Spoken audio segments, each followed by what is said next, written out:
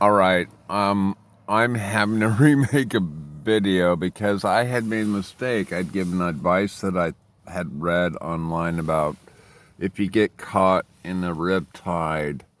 I said swim perpendicular to the beach, which would suggest swimming towards the beach. The truth is, you're supposed to swim parallel or away, sideways, not against the outflowing water if you're caught in a rip tide, but to swim parallel to the beach. And what you're doing is trying to swim out of the backflow of the water.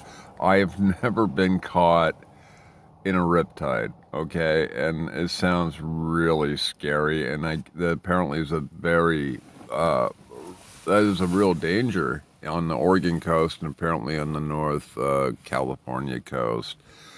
And I cannot imagine. I never want to experience that, even being who I am. And so I had given the wrong information.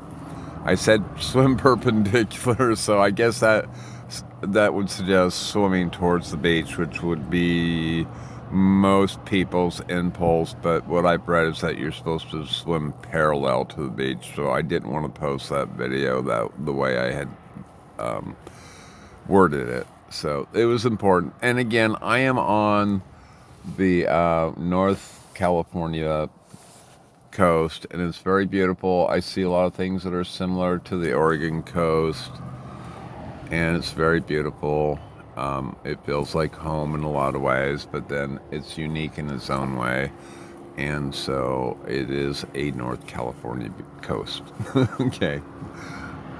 The North Californians here own their own coast, and it says North California to me, for for for what I see of it, and it is beautiful, and I can appreciate it.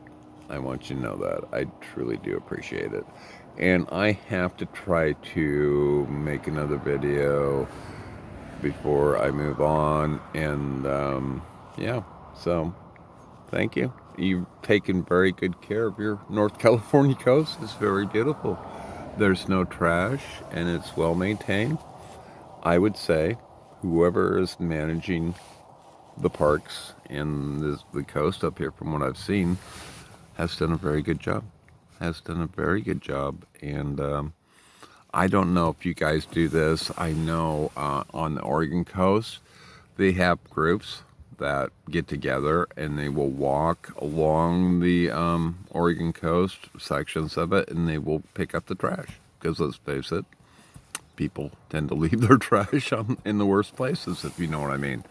And but I haven't walked much of it. I just visited one beach, and I'm sitting on the side of the road here, just checking it out and doing things on my phone. And the little bit I have seen looks beautiful, and I hope to see much more of it in the future. Yes, very similar yet different. Okay, and I'm sure there's a whole lot more here to see. But great. Thank you. I can appreciate this. I know a long time ago, my ex-wife and I came down 101 on our way to Santa Rosa, but it was nighttime. This is why I hate to drive, because you get so dead set on getting to your destination that you just don't stop, and you cannot see what's around you at night. I am sorry. That's why I had to stop one night when I was coming through their coastal range to get here, and I wanted to see what was around me, and so I had to stop. It was getting dark, and I just figured it was worth just spending one night and waking up in the morning and finishing my journey, and it was worth it. I am glad, because and that's the problem with traveling sometimes, is that we are so dead set on getting to our destination that we do not take the time to enjoy what nature has to offer along the drive. And it brings me back to a time in my childhood when our family in a Ford Galaxy drove from Oregon to Georgia. And it was an adventure for all of us because we didn't have a lot. My parents didn't have a lot of money, but it was a trip that the whole family. And there's a huge story behind this.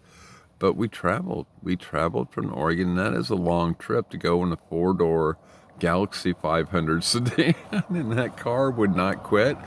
And I think that was one of the great things about the invention of the automobile.